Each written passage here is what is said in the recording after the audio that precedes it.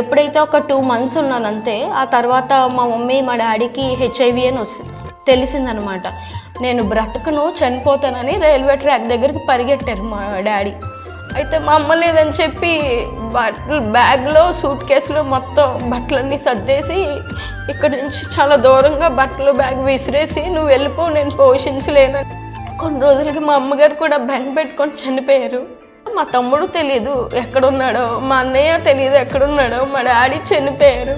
బాగా ఆకలేస్తుంటే మా అమ్మమ్మ ఉదయాన్నే పురుగులు పట్టేసి నన్ను అదే పెట్టేదనమాట. వాళ్ళ పేరెంట్స్కి వచ్చింది కదా, ఈ అమ్మాయికి కూడా ఉంది, అందుకే చచ్చిపోయే స్థితిలోకి వస్తుంది. కనీసం మంచినీళ్ళు ఇవ్వడానికి కూడా ఎవ్వరూ లేరు. ఆ టైంలో మా అన్నయ్య వచ్చాడు. మా అన్నయ్య వచ్చినప్పుడు చూసి ఇద్దరం కలిసి ఏడ్చేసాం. ఇష్టం వచ్చినట్లు పని చేయించుకునేవారు. అయితే రోజుకి ఒక 40 బిందులైన నీళ్ళు మోసేదాన్ని, నూతులోంచి తోడి నీళ్ళు మోస్తూ ఉండేదాన్ని. అలా దేవుడు ఈరోజు 4 మందిరాలు నాకు అనుగ్రహించాడండి. దేవునికే మహిమ.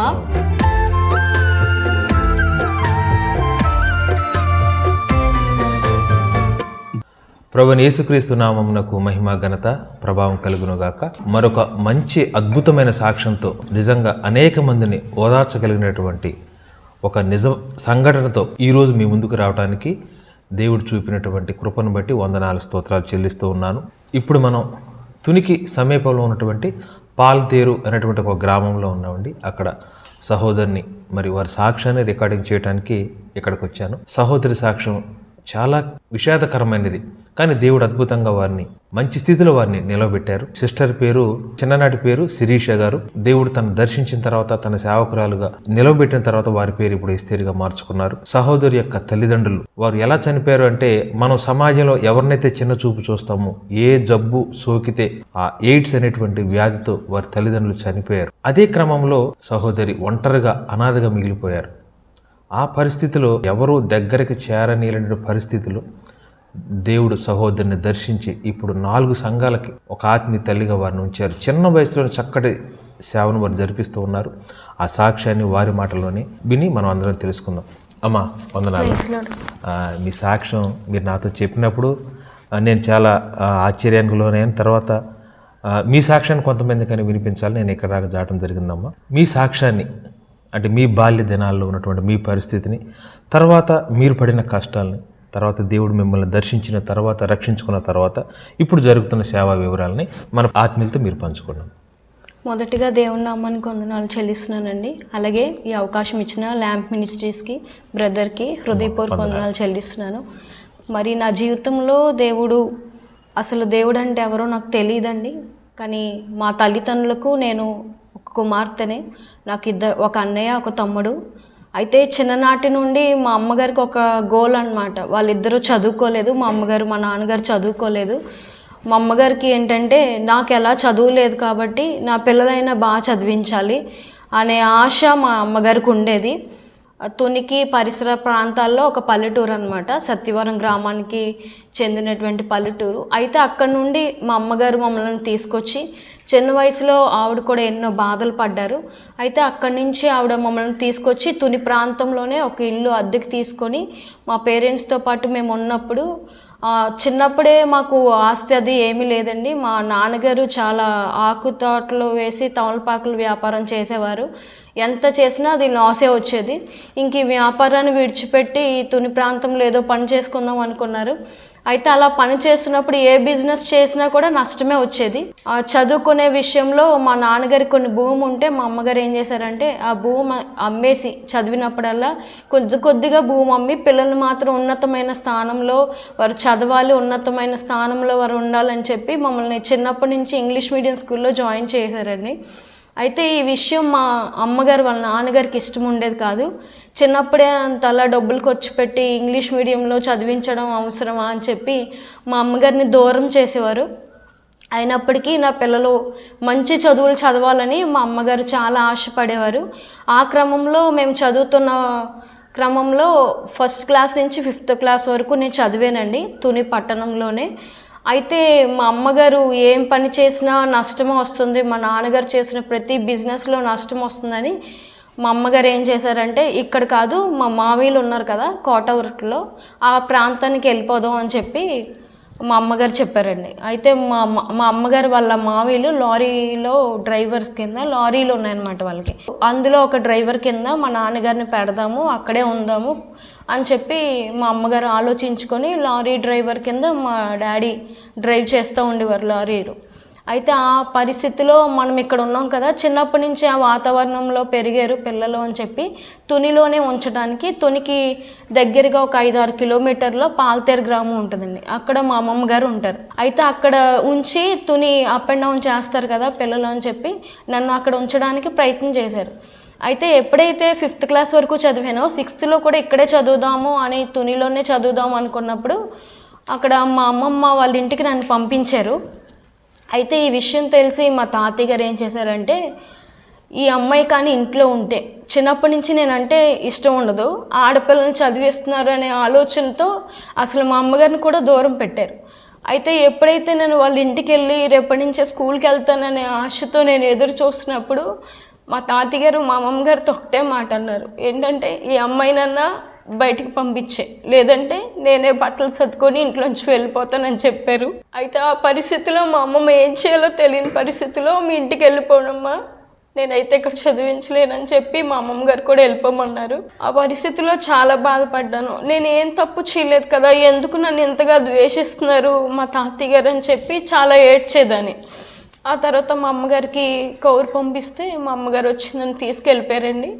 ఆ పరిస్థితిలో మా అమ్మగారు అనుకున్నారు, ఇంకెప్పుడు కూడా వీళ్ళ ఇంటికి పంపించకూడదు నా కుమార్తెని, నాకు ఓపిక ఉన్నంత వరకు నేను కష్టపడి చదివిస్తాను అని చెప్పి మా అమ్మగారు ఒక డెసిషన్ తీసుకున్నారండి. అయితే ఆ పరిస్థితిలో మరలా మా అమ్మగారు వాళ్ళు ఎక్కడైతే ఉన్నారో అక్కడి నుంచి నర్సీపట్నం 15 కిలోమీటర్స్ దూరం ఉంటుంది, అక్కడికి రోజు అప్ అండ్ డౌన్ చేసేవాళ్ళం. అలా 10th క్లాస్ వరకు నా ఎడ్యుకేషన్ కంప్లీట్ అయిందండి. ఇంటర్లో జాయిన్ అవ్వాలన్నమాట. అప్పుడు 10th అయిపోయిన తర్వాత హాలిడేస్ వస్తాయి కదా, ఆ హాలిడేస్లో మా నాన్నగారు ఏం చేశారంటే, ఏ వ్యాపారం చేసినా నష్టం వస్తుంది కదా అని మా తాతయ్య గారు వాళ్ళ తమ్ముడు అనమాట, వాళ్ళ దగ్గర కేడీపేటలో ఒక తోట కొన్నారండి, జీడి తోట.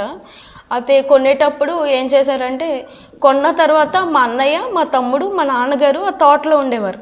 అయితే మీ ఇద్దరం, మా మమ్మీ నేను ఇంటి దగ్గర ఉండడం ఎందుకులే అని చెప్పి మా నాన్నగారు చెప్పారనమాట, మీ ఇద్దరు పాల్తేరు వెళ్ళండి అని. ఇంకా హాలిడేస్ కదా 10th అని చెప్పి మా అమ్మగారు బలవంతంగా తీసుకెళ్లారు అక్కడికి. సరే అక్కడికి వెళ్ళి చూద్దామని. ఆ పరిస్థితుల్లో మా తాతయ్య గారు దేవుణ్ణి నమ్ముకోవడం జరిగిందండి. దేవుణ్ణి నమ్ముకున్న తర్వాత అదే స్టార్టింగ్ అనమాట. ఆయన కూడా చాలా అప్పులు అయిపోయిన తర్వాత దేవుణ్ణి తెలుసుకున్నారు, యేసు ప్రభు నిజమైన దేవుడు అని తెలుసుకొని ఆయన దేవుణ్ణి నమ్ముకొని దేవుని సేవ చేయటానికి ప్రారంభించారు.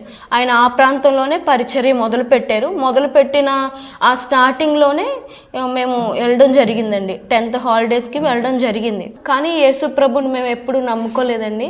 అయితే అక్కడ మా తాతయ్య గారు పాస్టర్ గారు చేస్తున్నప్పుడు చర్చిని చెప్పారు అనమాట, యేసు ప్రభు నిజమైన దేవుడు, యేసు ప్రభు ద్వారానే స్వర్గం ఉంది, ఆయన ద్వారానే మనం పరలోకం చేరుకోగలము అని చెప్పి ఆయన చెప్పడం వల్ల నాకు అప్పటి వరకు ఇంగ్లీష్ మీడియం చదవడం వల్ల బైబిల్ కూడా చదవడం రాదండి. అసలు తెలుగు చదవలేను, తెలుగు చదివినా కానీ బైబిల్ చాలా కష్టమైన వర్డ్స్ ఉండే కాబట్టి అవి చదవలేకపోయేదాన్ని. అయితే ప్రభు కృపను బట్టి దేవుడు అక్కడే పాటలు పాడడం, ఎలా పాటలు పాడాలో, ఎలా వాక్యం చదవాలో ఆయనే నేర్పించారు. ప్రార్థన ఎలా చేయాలో, దేవుని దగ్గర మనం ఎలా అడగాలో దేవుణ్ణి, అవన్నీ కూడా అక్కడ నేర్చుకున్నానండి. నేర్చుకున్న తర్వాత కొన్ని రోజులైన తర్వాత హాలిడేస్ అయిపోయినాయి. ఇంకా మా ఇంటికి వచ్చేసి ఇంటర్ జాయిన్ అవుదాం అనుకున్నాం. ఆ తర్వాత ఇలా జాయిన్ అవుదాం అని చెప్పి అనుకునేసరికి మొత్తం ఆ తోటలన్నీ కూడా నష్టం వచ్చేసినాయండి. మా దగ్గర ఉన్న గోల్డ్ అంతా కూడా తాకట్లు పెట్టి మొత్తం అన్నీ తీర్చేశారు అప్పులు. ఆ తర్వాత జాయిన్ అవుదాం అనుకున్నప్పుడు నాకు స్తోమత లేదమ్మా, నేను చదివించలేను, వచ్చే సంవత్సరం చదివిస్తాను అని మా డాడీ చెప్పారనమాట. సర్లేని ఊరుకున్నాను. ఇంకెలా ఖాళీగా ఉన్నాను కదా, దేవుని రుచి కొంచెం తెలుసు కాబట్టి మరలా అక్కడికే వెళ్ళడం ప్రారంభించానండి. ఎప్పుడైతే చదువుకుంటానన్నానో అప్పుడు ఏమి ఆయన సపోర్ట్ చేయలేదు. కానీ దేవుడి మార్గంలో నడిచేటప్పుడు, దేవుడి మందిరానికి వెళ్ళేటప్పుడు సర్లే నాకు కూడా సహకరించే వాళ్ళు ఎవరు లేరు కదా అని చెప్పి ఆయన కూడా రమ్మన్నారు. అక్కడ కొన్ని రోజులు ఉండడం జరిగిందండి. ఎప్పుడైతే ఒక 2 months ఉన్నాను అంతే. ఆ తర్వాత మా మమ్మీ మా డాడీకి HIV అని తెలిసిందనమాట. నేను బ్రతకను, చనిపోతానని రైల్వే ట్రాక్ దగ్గరికి పరిగెట్టారు మా డాడీ. పరిగెడితే మా అమ్మ బ్రతిమాలి, వద్దు బాబు నేను పోషించుకుంటాను, మీరు నా ఇంటికి వచ్చేయండి అని మా అమ్మమ్మ గారు పాలతేరు తీసుకొచ్చారు. తీసుకొచ్చిన తర్వాత కొన్ని మెడిసిన్స్ వాడాలంటే HIVకి అప్పట్లో ఇక్కడెక్కడ మెడిసిన్ ఉండేది కాదు, చెన్నై వెళ్ళేవారు. చెన్నై వెళ్ళి అలా మెడిసిన్ వాడేవారు. అయితే అప్పుడు యేసుప్రభుని నమ్ముకోవడం వల్ల నేను అనుకున్నాను, చాలామంది యేసుప్రభుని స్వస్థతల కోసం దేవుడు ఏదో అద్భుతాలు చేస్తాడని, పిల్లలు పుట్టకపోతే పిల్లలు పుడతారని చాలామంది నమ్ముకుంటారు. కానీ నేను యేసుప్రభుని ఎలా నమ్ముకున్నానంటే ఆయనే నిజమైన దేవుడు, ఆయన తప్ప వేరొక దేవుడు లేడని నేను గ్రహించి ఆయన నమ్ముకోవడం జరిగిందండి.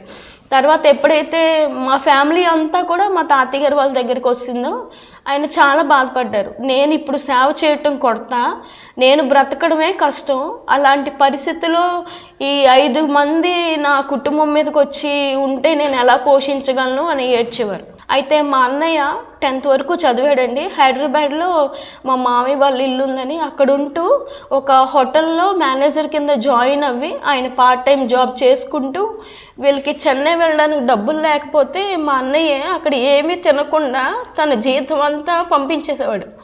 అలా కొన్ని రోజులు అయిన తర్వాత కరెక్ట్గా 2004లో తెలిసిందండి మా డాడీకి HIV అని. 2005 జనవరిలో ఆయన చనిపోయారు. ఇంకా మా అమ్మగారు, మా అన్నయ్య, నేను, మా తమ్ముడు కూడా మా తాతయ్య గారు వాళ్ళ ఇంట్లో ఉంటే నేను పోషించలేను అని మా తాతయ్య గారు అంటే మా అన్నయ్య హైదరాబాద్ వెళ్ళిపోయాడు. తను అలా జాబ్ చేసుకుంటూ ఉండేవాడు. కానీ కొన్ని రోజులకి హైదరాబాద్లో కూడా లేడు, ఎక్కడ ఉన్నాడో కూడా తెలియదు. కొన్ని రోజులకి మా అమ్మగారు కూడా బెంగ పెట్టుకొని చనిపోయారు. మా తమ్ముడు ఏం చేశారంటే, మా అమ్మ లేదని చెప్పి, మా అమ్మకి మా తమ్ముడు అంటే బాగా ఇష్టం, అయితే మా అమ్మ లేదని చెప్పి బ్యాగ్లో సూట్ కేసులో మొత్తం బట్టలన్నీ సర్దేసి ఇక్కడి నుంచి చాలా దూరంగా బట్టలు బ్యాగ్ విసిరేసి నువ్వు వెళ్ళిపో, నేను పోషించలేనని మా తమ్ముడిని పంపించారు. మీ తాతయ్య గారమ్మా? మా తాతయ్య గారే పంపించారు. పంపిస్తుంటే అప్పుడు నాకు చాలా బాధ వేసింది. పంపించకండి, మేము ఇద్దరు ఒకే చోట ఉంటాము అని అడుగుదామన్నా నువ్వు కూడా వెళ్ళిపో అంటారు. ఒకవేళ వెళ్ళిపో అంటే మగపిల్లలు ఎలా అయినా బ్రతుకుతారు, కానీ ఆడపిల్లగా ఉండి నేను ఎలా సొసైటీలో బ్రతకాలో నాకు తెలీదు. చిన్న వయసులోనే ఎలా హ్యాండిల్ చేయాలో కూడా ఏ విషయం తెలీదు. మా తమ్ముడు బస్ కాంప్లెక్స్లో, రైల్వే స్టేషన్లో ప్లాట్ఫామ్ మీద పడుకొని ఉండేవాడు. కానీ ఎక్కడికి వెళ్ళాడో కూడా తెలియదు మా తమ్ముడు. మా అన్నయ్య ఎక్కడ ఉన్నాడో తెలియదు, మా తమ్ముడు ఎక్కడ ఉన్నాడో తెలియదు. మా అమ్మగారు చనిపోయినప్పుడు మా అమ్మగారు చనిపోతుండగానే రక్షణ తీసుకున్నారనమాట, యేసు ప్రభు నిజమైన దేవుడని. నాకు కూడా అప్పట్లోనే మా అమ్మగారు ఎప్పుడైతే బాప్తిసం తీసుకున్నారో అప్పుడే నేను కూడా బాప్తిసం తీసుకున్నా. మా తాతయ్య గారిని బ్రతిమాలని, ఇప్పటి వరకు దేవుడు మందిరంలో ఉన్నాను కదా, నాకు దేవుడే నిజమైన దేవుడు యేసు ప్రభువే నేను గుర్తించాను, నాకు బాప్తిసం ఇవ్వండి అంటే ఆయన ఇవ్వలేదు. మీరు ఇవ్వకపోతే రేపొద్దున్న దేవుడు రాకడ ఇప్పుడే వస్తే మీరందరూ పరలోకంలో ఉంటారు, నేను ఒకదాన్ని నరకంలో ఉంటాను అని చెప్పి బ్రతిమాలితే అప్పుడు ఇచ్చారనమాట బాప్తిసం. ఇచ్చిన తర్వాత దేవుడి మార్గంలో అలా నడుస్తున్నాను. ఒక 2 monthsకి మా అమ్మగారు చనిపోయారు. చనిపోయిన తర్వాత మా తమ్ముడు తెలియదు ఎక్కడున్నాడో, మా అన్నయ్య తెలియదు ఎక్కడున్నాడో, మా డాడీ చనిపోయారు. నాకు చెప్పుకోవడానికి ఎవరు లేరు. ఏ బాధ వచ్చినా ఎవరికి చెప్పుకోవాలి అని మందిరంలోకి వెళ్ళి ఏడ్చేదాన్ని. ఒకవేళ బాధ కలిగి ఏవైనా చెప్దామంటే మా తాతయ్య గారు స్కోప్ ఇచ్చేవారు కాదు. దూరమైన వాణి ప్రాణమైన స్నేహాలు చెల్లిపోయేనా నీవు అల్లుకున్న బంధాలు. దూరమైన వాణి ప్రాణమైన స్నేహాలు చెల్లిపోయేనా నీవు అల్లుకున్న బంధాలు. కంట నీరై ఒలికేనా కమ్మనైన స్వప్నాలు. ఒంటరైన తరుణాన జంట అయిన గాయాలు. కంట నీరై ఒలికేనా కమ్మనైన స్వప్నాలు. ఒంటరైన తరుణాన జంట అయిన గాయాలు. అలా ఏడుస్తున్నప్పుడు నాకు ఏ సమస్య వచ్చినా దేవునికే చెప్పుకునేదాన్ని. ఆ టైంలో బాగా ఆకలేసేది. మా అమ్మమ్మ పెట్టాలనుకున్న చిన్నప్పటి నుంచి మా అమ్మగారు చాలా బాగా చూసేవారండి. మా అమ్మగారు ఎప్పుడైతే చనిపోయారో ఇవన్నీ గుర్తొచ్చేసాయి. ఒకవేళ చెప్దాము అంటే ఎవరికి చెప్పాలో తెలీదు. అలా ఏడ్చి మందిరంలోనే ఏడుస్తున్నప్పుడు నేను ఇది తినాలి అని అనుకున్నప్పుడు వెంటనే మా అమ్మగారు చేసి పెట్టేవారు కదా, తండ్రి ఇప్పుడు నేను ఎవరికి చెప్పుకోను, నా ఆశ ఎలా తీరుతుంది అని దేవుడి సన్నిధిలో ఏడ్చేదాన్ని.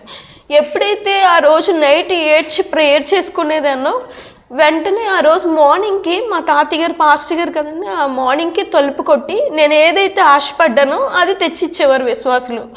అప్పుడు దేవునికి చాలా కృతజ్ఞత చెల్లించేదాన్ని. దేవా, నీ ప్రేమ ఎంత గొప్పదా, హృదయంలో ఉన్న అనుకున్నవన్నీ కూడా నువ్వు నా ఆశలు తీరుస్తున్నావు అని.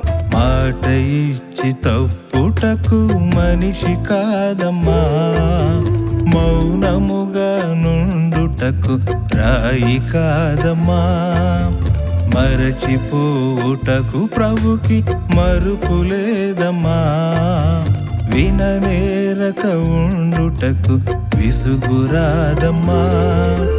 గురుతేనమ్మా నీ స్థితి, గురుతేనమ్మా ఎరుకేనమ్మా నీ వెతలెరుకేనమ్మా. నీవంటే నీ తండ్రికి ప్రేమేనమ్మా, తన చేతులలో నీ రూపం చెక్కాడమ్మా.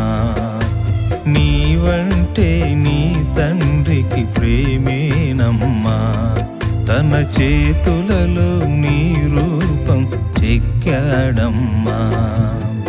ఆ టైంలో బాగా సిక్ అయిపోయిన తర్వాత ఇంక నేను అనుకున్నాను అనమాట, ఇంక నాకంటూ ఎవరూ లేరు, నేనేం చేయాలి. బాగా ఆకలేస్తుంటే మా అమ్మమ్మ ఉదయాన్నే పురుగులు పెట్టేసి నన్ను అదే పెట్టేదన్నమాట. వాళ్ళు అదే తినేవారు, అదే పెట్టేది. సేవ కొత్తలో కాబట్టి అదే పెడుతుంటే కొన్ని రోజులకి బాగా నీరసపడిపోయేదాన్ని.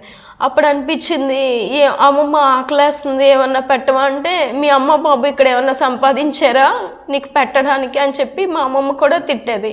ఇష్టం వచ్చినట్లు పని చేయించుకునేవారు. అయితే రోజుకి ఒక 40 బిందులైన నీళ్ళు మోసేదాన్ని, నూతులోంచి తోడి నీళ్ళు మోస్తూ ఉండేదాన్ని. అయితే ఏం పని చేసినా కూడా తిడుతూ ఉండేవారు. అసలు ఎందుకు తిడుతున్నారు నన్ను, ఏం తప్పు చేసేదాన్ని అని చాలా బాధపడేదాన్ని.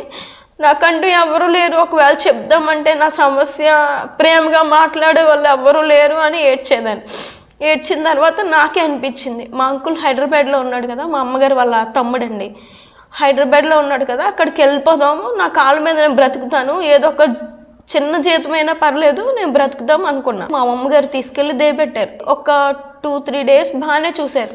తర్వాత నుంచి వాళ్ళ ఇంట్లో పనంతా నాకు అప్పచెప్పి మార్నింగ్ పిల్లలు స్కూల్కి లేవగానే వాళ్ళ క్యారేజ్ ప్రిపేర్ చేసి వాళ్ళ ఇంట్లో పని అంతా చేసి మళ్ళీ హైదరాబాద్లో డెర్మా కేర్ హాస్పిటల్ అని, ఎల్కే హాస్పిటల్ అని సికింద్రాబాద్ మల్కాజ్గిరిలో ఉంది, అక్కడ రిసెప్షనిస్ట్గా చేశాను అనమాట. చేసినప్పుడు అక్కడ బాగానే ఉండేది. ఇంటికి వచ్చేసరికి మాత్రం చాలా టార్చర్ చూపించేవారు. అయితే కింద నుంచి అప్పుడు వీక్లీ వన్స్ వచ్చేదన్నమాట వాటర్, మంజీరా వాటర్. అయితే కింద నుంచి పైకి 5 ఫ్లోర్స్, ఆ ఫ్లోర్స్ ఎక్కలేకపోయేదాన్ని. రాగి బిందులతో, ఇత్తడి బిందుతో నీళ్లు మోయమని చెప్పేవారు అనమాట. వాళ్ళందరూ డ్యూటీకి వెళ్ళిపోయేవారు, నేను వెళ్ళే టైంకే ఆ వాటర్ వచ్చేది. అప్పుడు ఆ పరిస్థితిలో ఏమైందంటే నీళ్ళు మోస్తుంటే కళ్ళు తిరిగేసాయి. ఈ మోకాల నుంచి కిందది స్పర్శ ఉండేది కాదనమాట. నొప్పులు వస్తే ఆ మెట్ల మీద కూర్చొని వాళ్ళందరూ డ్యూటీకి వెళ్ళిపోయేవారు. మా మామయ్య, మా ఆంటీ డ్యూటీకి వెళ్ళిపోయేవారు, పిల్లలు స్కూల్కి వెళ్ళేవారు. ఆ మెట్ల మీద కూర్చొని నాకంటే ఎవరూ లేరు కదా, నేను కూడా చచ్చిపోతే బాగుండు దేవా, నువ్వు మా పేరెంట్స్ చచ్చిపోయినప్పుడే నేను కూడా చనిపోతే బాగుండు కదా, నన్ను కూడా తీసుకుంటే బాగుండు కదా, ఇంకా ఎందుకు బ్రతుకున్నాను అని చాలా బాధ అనిపించింది. అలా కూర్చొని ఏడ్చేదాన్ని అనమాట. కానీ వాళ్ళు ఊరుకునేవారు కాదు. ఇంకా బాగా సిక్ అయిపోయాను. అక్కడ రిసెప్షన్లో చాలా చూసి ఎంత నీరసపడిపోతున్నావు అని చెప్పి ఆ డాక్టర్ అడిగి చూసిన తర్వాత ఇంకా లాస్ట్కి బాగా స్కెలిటన్లా తయారైపోయాను. అప్పటి వరకు నాకు మా అన్నయ్య ఎక్కడున్నాడో తెలియదు. కానీ సడన్గా దేవుని కృప అనుకుంటా మా మావికి ఫోన్ చేశాడు మా అన్నయ్య. చేసిన తర్వాత ఆ నెంబర్ పట్టుకొని వీళ్ళు లేని టైంలో బయటకు వెళ్ళి, అన్నయ్య నేను ఇక్కడ చాలా బాధపడుతున్నాను, చాలా సిక్ అయిపోయాను, ఒక్కసారి వచ్చి నన్ను తీసుకెళ్ళవా అని అడిగాను. అయితే తీసుకెళ్తానని చెప్పాడు. చెప్పిన తర్వాత ఒకరోజు ఇంకా డ్యూటీకి వెళ్ళడం మానేసి ఇంట్లోనే పడుకొని విపరీతంగా పెయిన్ వచ్చేస్తుంది అనమాట. దగ్గుతుంటే బ్యాక్ నుంచి లోపలికి పెయిన్ వస్తుంది అనమాట. ఎంత దగ్గుతుంటే విపరీతంగా వెన్నుపూసలో నుండి పెయిన్ వచ్చేస్తుంది. తట్టుకోలేకపోతున్నాను. ఇంట్లో ఎవ్వరూ లేరు, కనీసం మంచినీళ్ళు ఇవ్వడానికి కూడా ఎవ్వరూ లేరు. ఆ టైంలో మా అన్నయ్య వచ్చాడు. మా అన్నయ్య వచ్చినప్పుడు చూసి ఇద్దరం కలిసి ఏడ్చేసాము. చీకటి కమ్మిన సాయం సంధ్యల వేకువ నిలిచిన జాబిలి బ్రతుకులా మిగిలానని బ్రతుకేలని అనుకోకమ్మా, అనుకోకమ్మా, నువ్వు చినబోకమ్మా. దిగులేలమ్మా, ఇది నీ కథ కాదమ్మా. ఏడ్చినప్పుడు వెంటనే బస్ బుక్ చేసి తీసుకొచ్చేసాడు పాల్తేరు వచ్చిన తర్వాత ఇంకా చెప్పాడనమాట, నువ్వేం భయపడకు, నేను కష్టపడి నేను చదివిస్తాను అని చెప్పి వైజాగ్లో చదివిద్దాం అనుకున్నాడు. కానీ బాగా సిక్ అయిపోవడం వల్ల ఆ ఊర్లో ఉన్న వారందరూ అనుకున్నారనమాట, ఏమనంటే HIV వాళ్ళ పేరెంట్స్కి వచ్చింది కదా, ఈ అమ్మాయికి కూడా ఉంది, అందుకే చచ్చిపోయే స్థితిలోకి వస్తుంది, ఇలా మారిపోయిందని చెప్పి అందరూ హేళనకరంగా మాట్లాడేవారు. తర్వాత కొద్దిగా మెల్లమెల్లగా రికవర్ అవ్వడం స్టార్ట్ చేశాను. చర్చి పైన ఉంటుందన్నమాట, ఎక్కలేని స్థితిలో, మెట్లు అసలు ఎక్కలేని స్థితిలో ఇద్దరు పట్టుకొని నన్ను పైకి తీసుకెళ్ళి అక్కడ కూర్చున్నప్పుడు ఉపవాస ప్రార్థన పెట్టి ప్రార్థన చేశారు. దేవుడు స్వస్థ ఇచ్చాడు. అప్పుడు ముందు ఏమి తిన్నా అరిగేది కాదు, వామిటింగ్స్ అయిపోయాయి. అలాంటి టైంలోంచి దేవుడు స్వస్థపరిచాడు. ఏం తిన్నా డైజెషన్ అవుతుంది, పర్వాలేదు అనుకున్నప్పుడు మా అమ్మమ్మ వాళ్ళు ఏమనేవారంటే, ఇప్పటి నుంచి నీ పని నువ్వు చేసుకో, ఎక్కడైనా ఏదో ఒకటి చూసుకో అని చెప్పి అనేవారు. వాళ్ళు పెట్టిన పీకిరిపోయిన అన్నం తింటుంటే బ్లడ్ మోషన్స్ అయిపోయాయండి. ఆ బ్లడ్ మోషన్స్ అవుతున్నప్పుడు, కడుపు నొప్పి వస్తున్నప్పుడు కూడా ఎంతగానో గిలగిలా ఏడ్చేదాన్ని. కనీసం ఒక 3 రూపాయలు బిస్కెట్ ప్యాకెట్ కోసం, సన్ఫిష్ బిస్కెట్ ప్యాకెట్ అప్పుడు 3 రూపీస్ ఉండేది, ఆ 3 రూపాయలన్నీ ఇస్తే కొంచెం బిస్కెట్ తినేసి వాటర్ తాగుతానని బ్రతమాలుకుంటే ఇక్కడ ఎవరు సంపాదించి ఉంచలేదు అని చెప్పి వాళ్ళు తిడతా ఉండేవారు. మళ్ళీ అదే పొజిషన్కి వచ్చాను. చాలామంది యంగ్ ఏజ్కి వచ్చిన తర్వాత చాలామంది అనేవారు, ఈ అమ్మాయికి వివాహం జరగదు, ఈ అమ్మాయికి తల్లి లేదు, తండ్రి లేడు, ఎవరూ లేరు సపోర్టివ్గా, అలానే ఆస్తి లేదు, అందం కూడా లేదు, ఈ అమ్మాయికి వివాహం జరగదు అని హేళనగా నేను నడుస్తున్నప్పుడు హేళనగా మాట్లాడుతూ ఉండేవారు. తండ్రి నాకు వివాహం వద్దు, నీతో ఎన్ని రోజులైనా ఇలాగే ఉంటాను, నీ మందిరంలో గడుపుతాను, నీ మందిరంలో నాకు కొంచెం చోటు ఇస్తే చాలు అని చెప్పి అలా బాధపడతా ఏడుస్తూ ప్రార్థన చేసుకునేదాన్ని. ఒకసారి మా అన్నయ్య వైజాగ్లో ఉన్నాడని తెలిసి అక్కడికి వెళ్తూ ఆ టైంలో వెళ్ళిపోయి మా అన్నయ్యని చూశాను, వచ్చాను. మా అన్నయ్య అన్నాడు, నేను కాలేజీలో జాయిన్ చేస్తానని. వైజాగ్లో బుల్లయ్య కాలేజ్ అని అందులో జాయిన్ చేశాడు. అయితే ఆ డబ్బులు కూడా, జాయినింగ్ ఫీజు కూడా వేరొకరి దగ్గర అప్పు చేసి కట్టిన తర్వాత నాకే అనిపించింది, యూనిఫామ్ కుట్టించుకొని రావాలి అంటే యూనిఫామ్కి డబ్బులు లేవు మా దగ్గర, తినడానికి కూడా డబ్బులు లేవు. ఆ టైంలో వేరొకరి ఇంట్లో పేయింగ్ గెస్ట్ కింద మా అన్నయ్య ఉండేవాడు.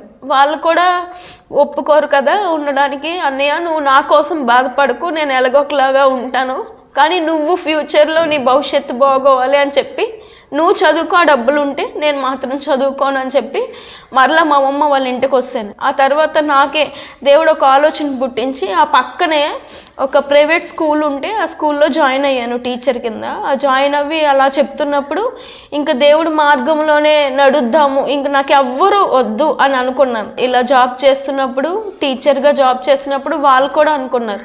కొంచెంగా నా శాలరీ పెంచడం మొదలుపెట్టారు. ఎందుకంటే చెప్పేదాన్ని బట్టి వాళ్ళు స్టూడెంట్స్ వాళ్ళ పేరెంట్స్కి చెప్తే వాళ్ళ పేరెంట్స్ అందరూ వచ్చి ఈ టీచర్ బాగానే చెప్తున్నారు, మా పిల్లలకి అర్థమవుతుందంటే ఆవిడ కూడా కొంచెం శాలరీ పెంచడం మొదలుపెట్టింది.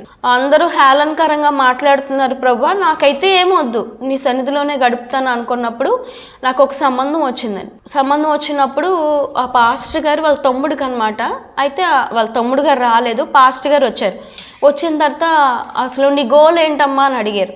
అంటే ఒకవేళ దేవుని చిత్తం అయితే ఆయన రాజ్యంలో ఉండడమే నా గోల్ అని చెప్పాను. ఎందుకంటే ఈ లోకంలో అన్ని శ్రమలు కష్టాలు చూసిన తర్వాత నాకు చాలా బాధ అనిపించి దేవునితోనే ఉండాలి, ఒకవేళ దేవుని చిత్తం అయితే పరలోకంలోనే ఉండాలి అని అనుకున్న తర్వాత వాళ్ళు వెళ్ళిపోయారు. అది ఎందుకు సక్సెస్ అవ్వలేదు అని తెలియదు, మరి వాళ్ళకి ఎందుకు ఇష్టం లేదో అనుకున్నా.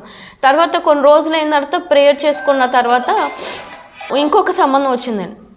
ఇంకొక సంబంధం వచ్చిన తర్వాత నేను అనుకున్నా, ప్రభువా నీ చిత్తం అయితే చెయ్యి, నీ చిత్తం కాకపోతే ఎప్పుడు నీతోనే ఉంటాను అని అలా ప్రార్థన చేసుకున్నప్పుడు పెళ్లి చూపుల్లో ఒక పాట పాడమన్నారు. అదేంటంటే యేసు ఎంతో వరాల మనసు అనే పాట పాడినప్పుడు అందులో ఒక చరణంలో దిక్కులేనట్టి దీనాత్ములంటే నీలో మావి గారు ఉన్నారనమాట. ఆయన ఈ దిక్కులేని వాళ్ళకే మనం ప్రేమ చూపించాలి, ఆదరించాలి, ఆస్తి అంతస్తు చాలామంది ఇస్తారు, కానీ మనం ఇలాంటి వారిని ఆదరించినప్పుడే నిజమైన ప్రేమ దొరుకుతుంది వాళ్ళకి అని చెప్పి ఆయన వాళ్ళు కుమారుడికి వివాహం చేసుకోవడానికి ఇష్టపడ్డారు. అయితే ఇష్టపడిన తర్వాత చాలామంది ఫోర్స్ చేశారు ఆయనకి, అదేంటి తల్లిదండ్రులు లేని అమ్మాయిని చేసుకోవడం వల్ల మీకేంటి లాభం, మీరెందుకు అలాంటి సంబంధం చేసుకుంటున్నారు అని చెప్పి, నా కుమారుడికి నేను చేసుకుంటాను, వారు ఏమి ఇవ్వకపోయినా పర్లేదు కానీ నేను ఆ అమ్మాయిని అయితే నా కోడలుగా చేసుకుంటాను. తర్వాత వివాహం అయిందండి. ఆయన కొన్ని రోజులకి మా మామయ్య గారు మీటింగ్స్ పెట్టారు, పాస్టర్ గారు అనమాట. ఆయన మీటింగ్స్ పెట్టినప్పుడు ఎవరైతే పెళ్లి చూపులను ఫస్ట్ టైం చూడడానికి వచ్చారో ఆయన కనిపించారు. మా మామయ్య గారిని అడిగారు అనమాట, మామయ్య గారు ఈయన ఎవరు అంటే, ఈయన నాకు తెలిసిన పాస్టర్ గారు అమ్మ అంటే, వీళ్ళ తమ్ముడు కోసం సంబంధం చూడడానికి వచ్చారు మా ఇంటికి అంటే, అప్పుడు మా మామయ్య గారు చెప్పారనమాట, ఆ విషయం నాకు తెలుసమ్మా, సంబంధం చూడడానికి వచ్చారని తెలుసు, కానీ వాళ్ళు నాతో చెప్పిన మాట ఏంటంటే వాళ్ళ పేరెంట్స్కి హెచ్ఐవి, ఆ అమ్మాయికి కూడా హెచ్ఐవి ఉంటుంది, అందుకే మేము చేసుకోలేదు, మీరు కూడా చేసుకోకండి, ఒకవేళ చేసుకోవాలనుకుంటే ఆ అమ్మాయికి టెస్టులు చేయించండి, టెస్టులు చేయించిన తర్వాత అప్పుడు చేసుకోండి అని మాట్లాడారట. ఆ విషయం నాకు తెలీదు, కానీ మా మావయ్య గారు తర్వాత చెప్పారనమాట. ఇలాంటి క్రమంలో జరుగుతున్నప్పుడు మాకు కొన్ని పరిచర్లు అప్పగించారు మా మావయ్య గారు. ఎలా అయితే ఈ సంఘాలు అప్పచెప్పిన తర్వాత మా మావయ్య గారు తర్వాత మా తాతయ్య గారు సడన్గా కాల్ చేశారు. కాల్ చేసి అప్పటి వరకు వివాహం అయిన తర్వాత కూడా సరిగ్గా పట్టించుకునేవారు కాదు. కాల్ చేసిన తర్వాత మేము కూడా కరెక్ట్గా మీటింగ్స్ పెట్టుకున్న టైము, ఆ మీటింగ్స్ అయిపోయిన తర్వాత వస్తామని చెప్పిన తర్వాత మా తాతయ్య గారు పిలిచి మాట్లాడారు, అమ్మ నేను నిన్ను బ్రతిమాలుకుంటున్నాను, నేను చేసింది తప్పే నీ పట్ల, బ్రతిమాలుకుంటున్నాను, నాకంటూ ఇప్పుడు ఎవరూ లేరు, మా అమ్మమ్మ గారు చనిపోయారు, నువ్వు నా కోసం ఇక్కడ ఉండి నువ్వు నాకు పరిచర్య చేస్తే, నీ పిల్లల్లో ఒక పిల్లోడుగా నన్ను చూస్తే, నేను నడిపిస్తున్న సంఘానికి నడిపించే ఓపిక నాకు లేదు, నడిపిస్తే కనుక మీరే మీ వెనకాల ఉంటాను నేను అని చెప్పి ఆయన సంఘాన్ని అప్పచెప్పడం జరిగిందండి పాలతేరులో. ఆయన ఎప్పుడైతే సంఘాన్ని అప్పచెప్పారో ఇంకా అక్కడ అప్పచెప్పడానికని మేము అక్కడికి షిఫ్ట్ అవ్వడం జరిగింది. మా మావయ్య గారి ఇంటి దగ్గర నుంచి అక్కడికి షిఫ్ట్ అవ్వడం జరిగింది.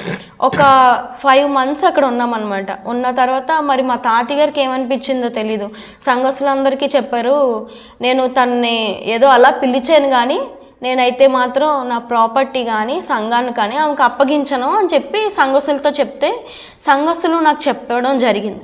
అయితే ఎప్పుడైతే ఆయన అలా చెప్పారో సంఘస్థులందరూ కూడా చాలా బాధపడ్డారు. అందరూ డబ్బులు వేసుకొని కట్టుకున్న మందిరము తర్వాత ఇంట్లోంచి కూడా వెళ్ళిపోమని చెప్పారు. ఇంకా అలా అయితే అక్కడి నుంచి మరలా మా అత్తగారి ఇంటికి వచ్చేసి అప్ అండ్ డౌన్ చేస్తూ ఉండేవాళ్ళం. Sunday Friday up and down చేస్తూ ఉంటే ఒక్కసారి మీటింగ్స్ పెట్టేటప్పుడు మా మావయ్య గారు చెప్పారనమాట, స్తుతి నీ స్థితిని మారుస్తుంది, ఖచ్చితంగా స్తుతి ప్రార్థన చేయాలి అని. అప్పుడు ఆ టైంలో ప్రేయర్ ముందు మీటింగ్స్ ముందు స్తుతి ప్రార్థన స్టార్ట్ చేసామండి. ఒక 10 days ఒకే టైంకి 8 to 9 ప్రేయర్ చేసుకోవాలని అనుకుని ప్రార్థన స్టార్ట్ చేస్తుంటే వాళ్ళ ఇంట్లోకి వెళ్తున్నాను, చర్చిలోకి వెళ్తుండగానే ఆయన చర్చిలో ఉన్నారు, తలుపు వేసుకున్నారు, ఎంత కొట్టినా తలుపు తీయలేదు. కొద్దిసేపటికి ఒక 10 నిమిషాల తర్వాత తలుపు తీశారు. తలుపు తీసిన తర్వాత నేను అక్కడికి వెళ్ళి స్తుతి స్టార్ట్ చేద్దాము టైం అయిపోతుందని మోకరించి ప్రార్థన చేస్తుంటే ఆయన వెంటనే చేపెట్టి బయటికి లాగేసి తోసేసి డోర్ వేస్తారు, నువ్వు ప్రేయర్ చేయడానికి వీల్లేదు అని. అక్కడ బయట మొత్తం అంతా ఆయన టాయిలెట్ వేసుకుంది మొత్తం అంతా జల్లేసారనమాట. జల్లేసి అప్పుడు ఏడుస్తున్నాను, తండ్రి స్తుతి నా స్థితిని మారుస్తుంది కదా, మరి ఎందుకు ఇలా ప్రార్థన చేస్తుంటే ఇలా ఎందుకు బిహేవ్ చేస్తున్నారు అని నేను చాలా బాధపడినప్పుడు అదే టైంకి విశ్వాసులు అందరూ వచ్చారు ప్రేయర్ చేసుకోవడానికి. అందులో ఒక విశ్వాసి అన్నారనమాట, మీరేం బాధపడొద్దు, మా ఇంటి దగ్గర ప్రేయర్ చేయండి అని. ఆ రోజు ఆ ఇంటి దగ్గర ప్రేయర్ జరిపించేసుకొని వచ్చాము. కొన్ని రోజులకి మా తాతయ్య గారు చనిపోవడం జరిగిందండి. చనిపోయిన తర్వాత రీసెంట్గానే 1 year అవుతుంది. ఇంకా మా అంకుల్ కూడా ఆ చర్చ్ తీసేసుకున్నాడు, ఆ చర్చిలో కూడా ఆరాధన జరగనివ్వలేదు. అప్పుడు మేము అనుకున్నాము ఆ చుట్టుప్రక్కల అందరూ కలిసి అక్కడ మొత్తం చర్చి జరగనివ్వకుండా ఆపేస్తే మొత్తం ప్రాపర్టీ అంతా మా అంకుల్ హ్యాండ్ ఓవర్ చేసుకున్న తర్వాత ఏం చేయాలో తెలియని పరిస్థితిలో దేవుడు ఖచ్చితంగా ఇదే ప్రాంతంలో సంఘాన్ని అప్పగించిన తర్వాత ఇక్కడే సేవ స్టార్ట్ చేయాలి కదా అనుకున్నప్పుడు అందులో ఒక సంఘస్థుల్లో ఒక అబ్బాయి ఏం చేశాడంటే సంఘస్థులందరినీ మోటివేట్ చేసి అందులో సంఘంలో సగం మందిని తీసుకొని వెళ్ళిపోయాడు. వేరే ఒక చోట సంఘాన్ని స్టార్ట్ చేశాడు. ఇంకా కొద్దిమంది ఉన్నారనమాట, వాళ్ళందరూ ఎక్కడికి వెళ్ళలేని పరిస్థితి. అప్పుడు ఏం చేసామంటే అందరం డబ్బులు వేసుకొని మళ్ళీ అదే ఊరిలో కొంచెం దూరంలో అనమాట, అదే ఊరిలో సంఘం స్టార్ట్ చేయటం, స్థలం కొనడం మొదలుపెట్టాం. ఆ స్థలం కొన్నప్పుడు కూడా గ్రామంలో ఉన్నవారు చాలామంది ఆటంకపరిచారు. అయితే దేవుడు ఆ స్థలాన్ని చూపించి ఆ స్థలం కోసం ప్రార్థన చేసినప్పుడు 2 అంతస్తుల బిల్డింగ్ కట్టి అక్కడ ఆరాధన జరుగుతున్నట్టు అక్కడే ఉండి వేరొకరు విశ్వాసులు మాకు కొంచెం వాళ్ళ ఇంటిలో చోటిస్తే అక్కడ ఆరాధన జరిగిస్తూ ఉన్నాం అనమాట. అది కట్టడం స్టార్ట్ అయిన తర్వాత ఒక ఫ్లోర్ వేసామండి. వేసిన తర్వాత మా దగ్గర అసలు డబ్బులే లేవు, కానీ ఎలా స్టార్ట్ చేసాం అనేది తెలియదు. స్టార్ట్ చేసిన తర్వాత ఒక ఫ్లోర్ అయిన తర్వాత అందులోనే ఆరాధన జరిగించుకోవచ్చు, మన ఓపిక లేదు కదా అని అనుకున్నప్పుడు ఆరాధన స్టార్ట్ చేసి ఒక 2 వారాలు అయిన తర్వాత మళ్ళీ ఆ ఊర్లో ప్రజలందరూ మీరు ఆరాధన స్టార్ట్ చేయడానికి వీల్లేదు, ఇక్కడ ప్రార్థన పెట్టుకోవద్దని చెప్పి ఆప్ చేయించారు. అప్పుడు మరలా విశ్వాసులు ఇంటి దగ్గరే ప్రార్థన చేసుకునేవాళ్ళు. దేవుడు ఏమని మాట్లాడుతున్నాడంటే, ఒకరోజు ఉపవాసం ఉండి ప్రార్థన చేస్తున్నప్పుడు ఎందుకు నేను కింద కాదు కదా మిమ్మల్ని ఆరాధన జరిగించమంది, పైన ఆరాధన జరిగించాలి, మీరు పైన కట్టండి అని చెప్పి దేవుడు కళ ద్వారా మాట్లాడాడు. మాట్లాడిన తర్వాత మరలా పైన కట్టడానికి మా దగ్గర ఏమీ డబ్బులు లేవు, ఎలా స్టార్ట్ చేయాలన్నప్పుడు ఎవరైతే ఆ కట్టిన కన్స్ట్రక్టర్ ఉంటారో ఆయనే వచ్చి పైన కూడా స్లాబ్ వేసేస్తామండి, సెంటరింగ్ తీసుకెళ్ళిపోతున్నాం కదా పైన కూడా స్లాబ్ వేసేస్తామని ఆయన డబ్బులు ఇవ్వకముందే స్లాబ్ వేయడం స్టార్ట్ చేశారండి. దేవుని ప్రణాళిక, దేవుని చిత్తం అక్కడ ఉందని మేము గ్రహించాం.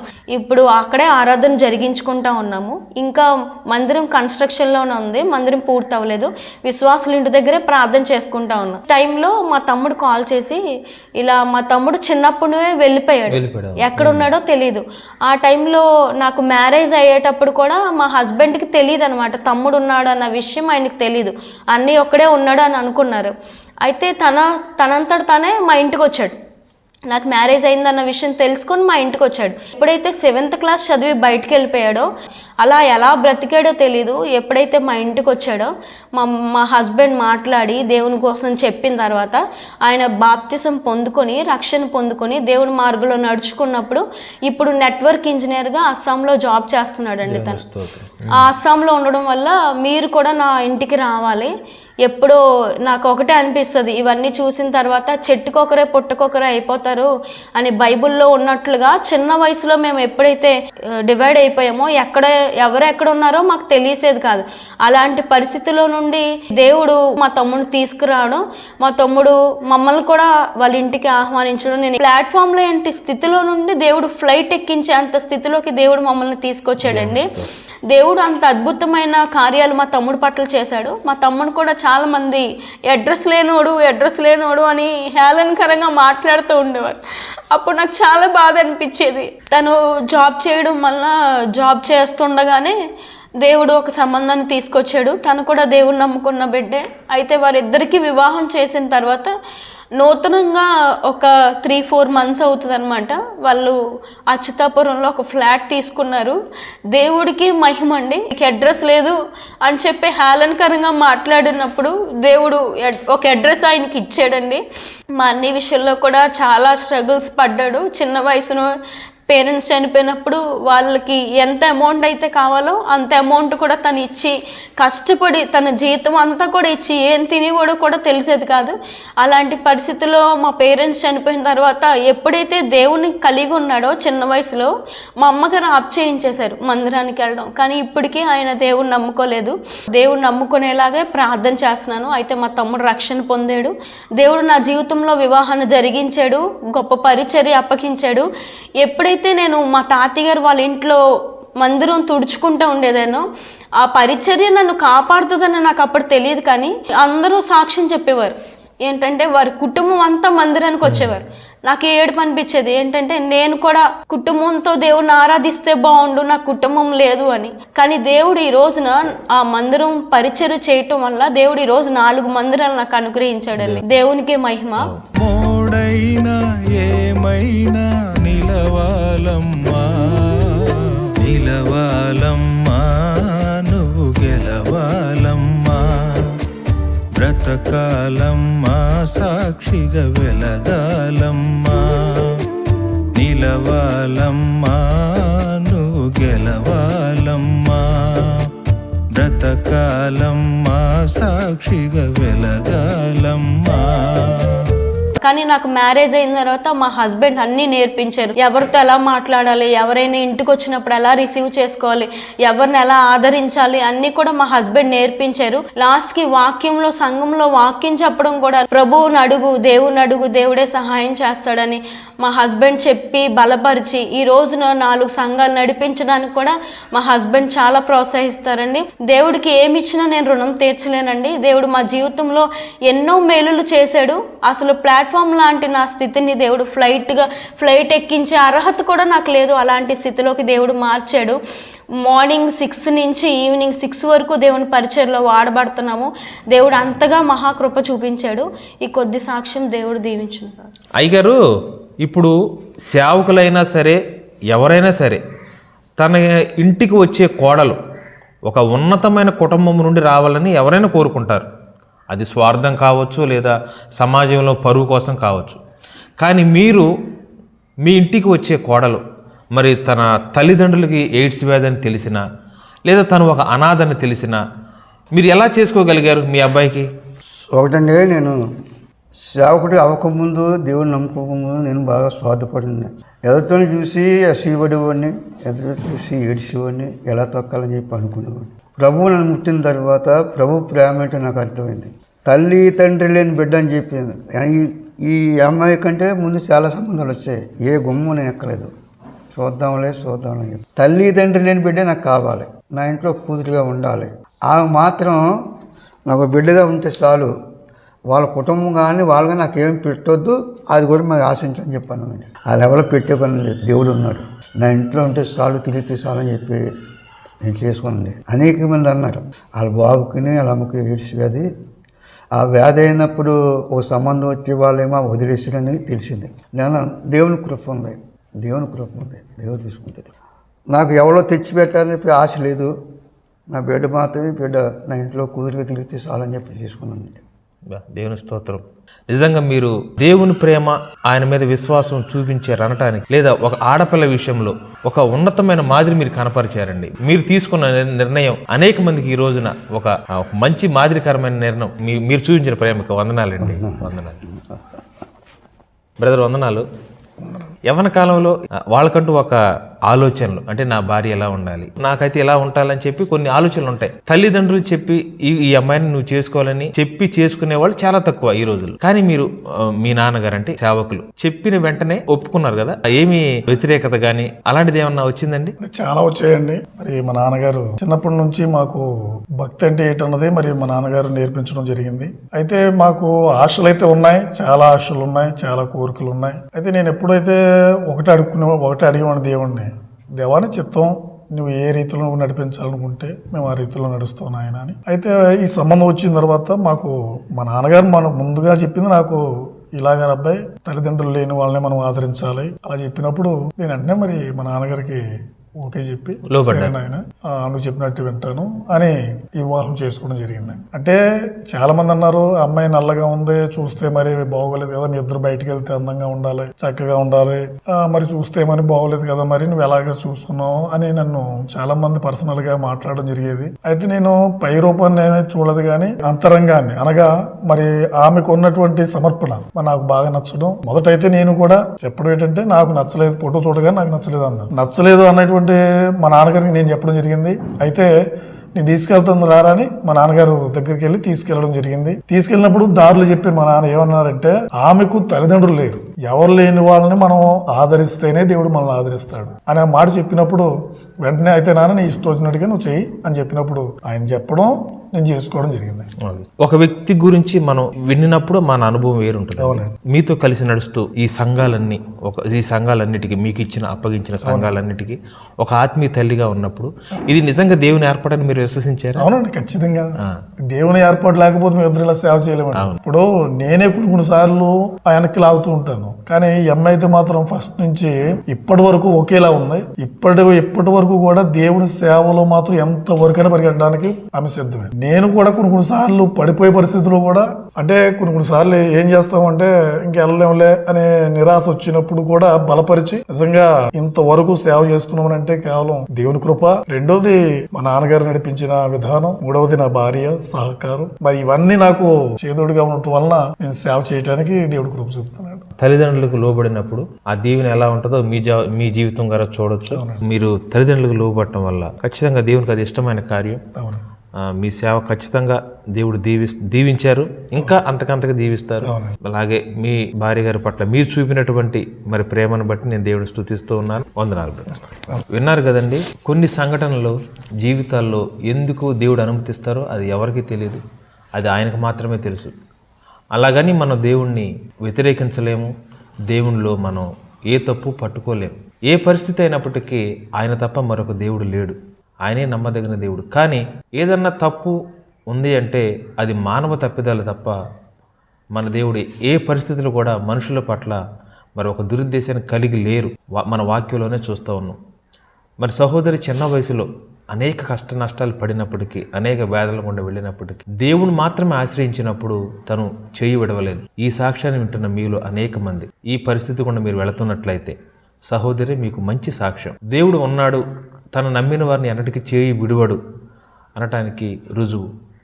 మరి సాక్షి ఉన్న మీరందరూ బలపడాలని, ఈ పరిస్థితులు ఎవరైనా వెళుతూ ఉన్నట్లయితే వారికి ఈ సాక్ష్యాన్ని మీరు పంచుకోవాలని నేను ఆశపడుతూ ఉన్నాను. అమ్మా, వందనాలు. Praise lord.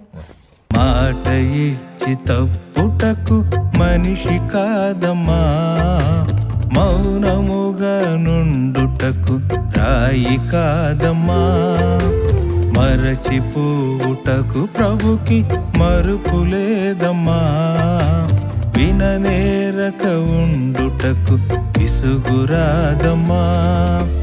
గురుతేనమ్మా నీ స్థితి, గురుతేనమ్మా ఎరుకేనమ్మా నీ వెతలెరుకేనమ్మా. నీవంటే నీ తండ్రికి ప్రేమేనమ్మా, తన చేతులలో నీ రూపం చెక్కాడమ్మా.